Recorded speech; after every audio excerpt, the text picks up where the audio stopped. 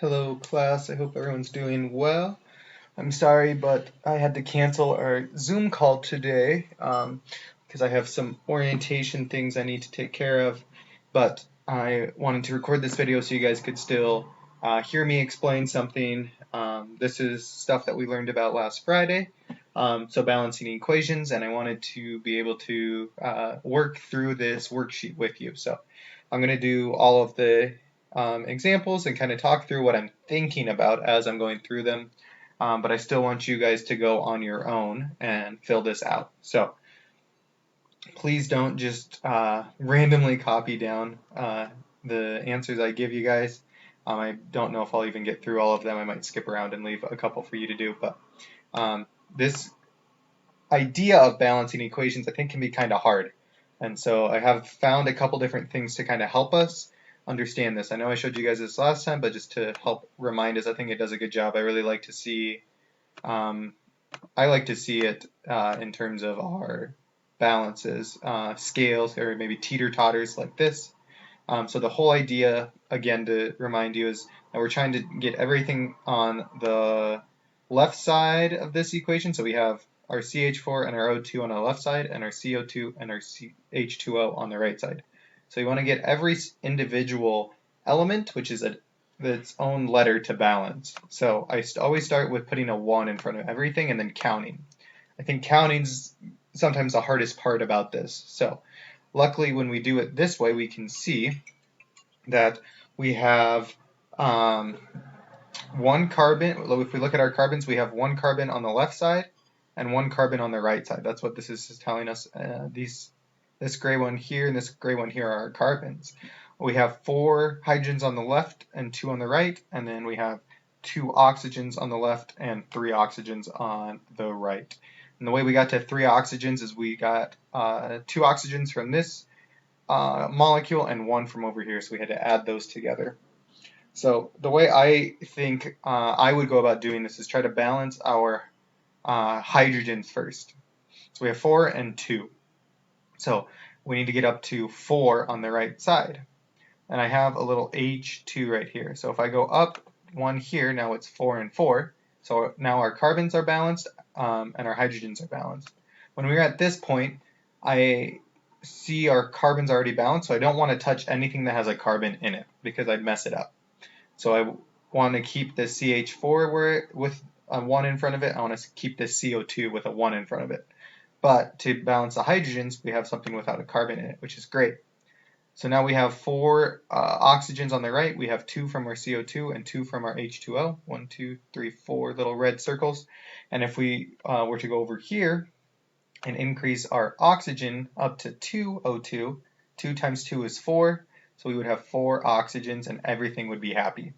So this does a really good job of getting to see it. I know I've shown you guys this before, but I think it's the best way to visualize it and understand what we're doing. So when we're going through this, number 1, we always just start by putting in some 1s and then counting. So if everything has a 1 in front of it, that means we have 1K on our left side and we have 1 O2.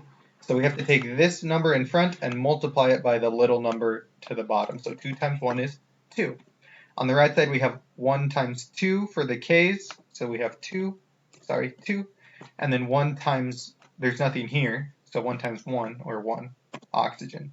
So that's how we would count that. So now our next step is, okay, we have to balance our oxygens and our potassiums, or our K. So O's and K's, they both are unbalanced. So let's start with our trying to balance our oxygens. So we have 2 oxygens on the left side, and I want to try to balance it so the right side has 2 as well. So the question I ask myself is, there's an imaginary 1 right here. So what number times 1 would give me 2? Well, 2 times 1 would give me 2, right? So if I put a 2 right here, when we were to count our oxygens, we would have 2, but now it changes the number of K's we have. So we have to do 2 times 4. 2 times 2, which is 4. And our left side didn't change. We're going to leave 1s on the left side. Great. But we still see our K's are unbalanced. Our oxygens, our O's, are great to go, but our k's.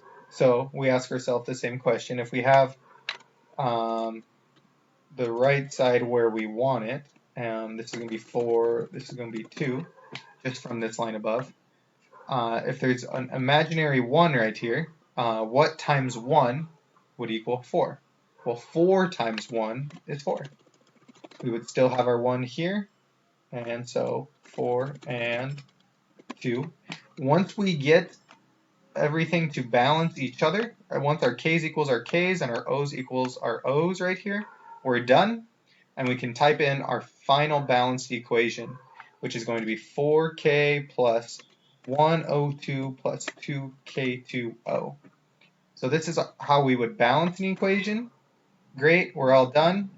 But as a bonus, we've also been learning about reactions, so I want to just throw those in there. We learned that in our reaction types, if we have 2 separate things coming together to make one, it would be a synthesis reaction. So just to kind of keep our minds thinking about that too. This one is very similar. I'm going to have you guys do that one on your own.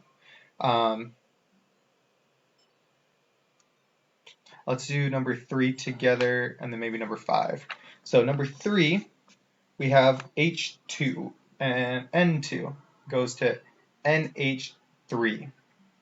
So what that looks like is we're going to start by putting all our 1s in, just like we did before, and we did in our little simulation up here. We're going to do our hydrogens. We have to count our hydrogens. So on the left side, we have 1 times 2 for this H, so we have 2. 1 times 2 is 2. We also have 1 times 2 for our N's, so 2. For the right side of our equation, we have 1 times 1 for our N, which is going to be 1, and then 1 times 3, which is 3.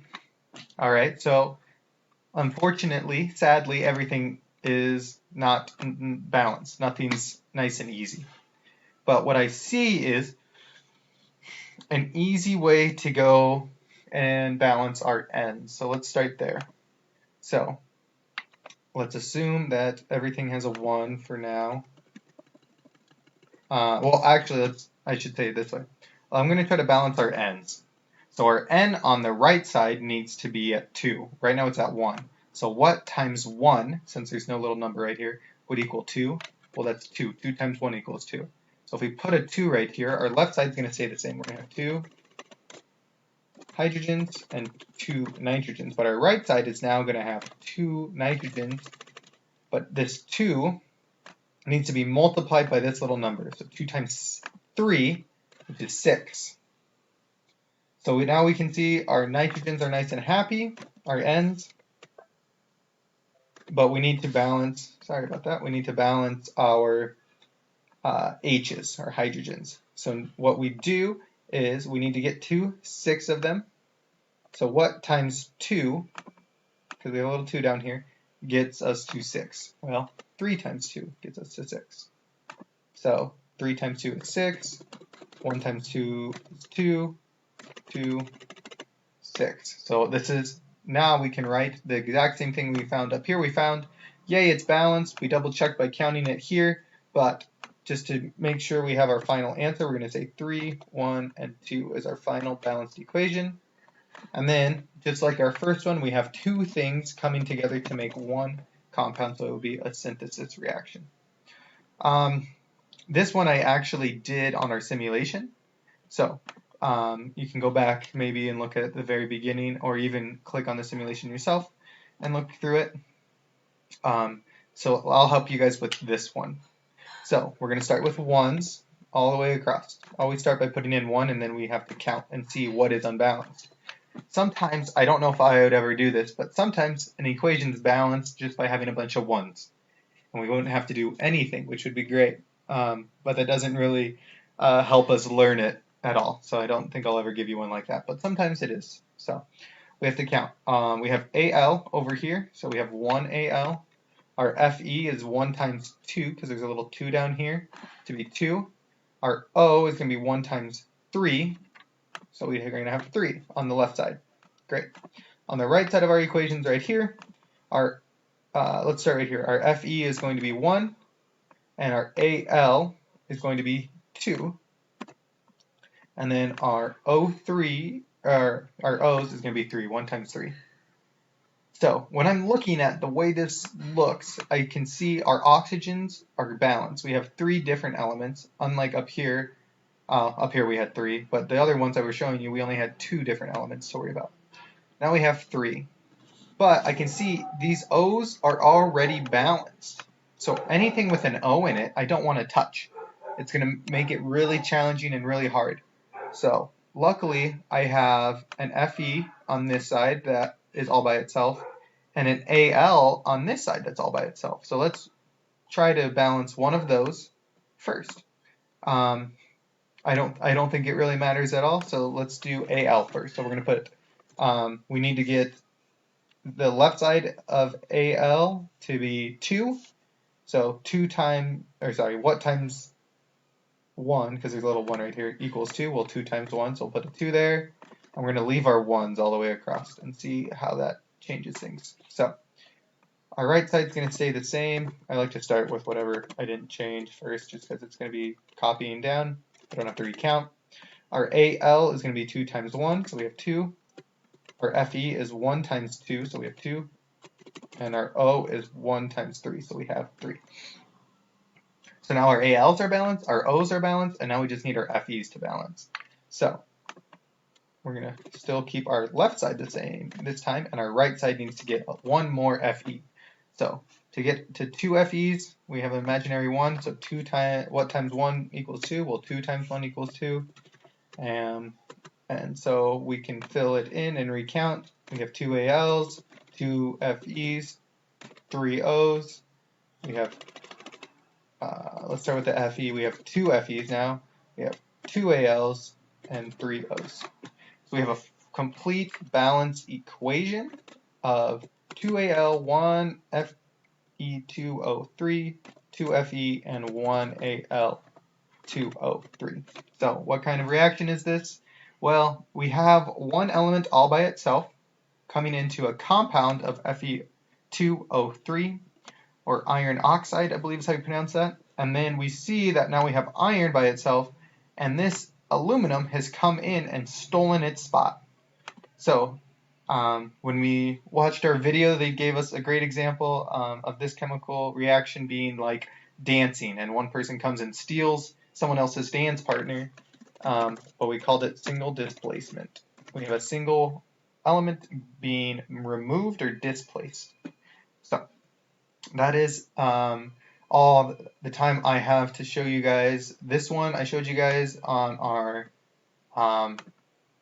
balancing right here. So if you guys are unsure, you can do that. And then I think with those examples, you guys can do this one as well.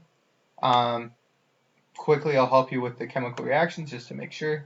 So if we have one element going into 2 separate ones, we start with one thing, we pull them apart. We call that decomposition. And then this last one, number 4, was we ever have some CH anything. Doesn't matter how many C's, doesn't matter how many H's, combining with oxygen to make CO2 and water.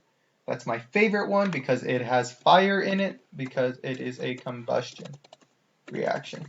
So that is all I have for you guys today. Hope that makes sense. I'm sorry that I had to cancel our Zoom call, but if you have any questions, please let me know, and we can answer questions, or I can try to do the best I can to answer your questions. We'll be doing more practice on this, and so don't worry, I think next week we'll be reviewing this. So if you don't quite fully grasp it right away, that's okay. We have time still to learn and practice. So yes, I think those are all I have for you guys today. If you have any questions, let me know.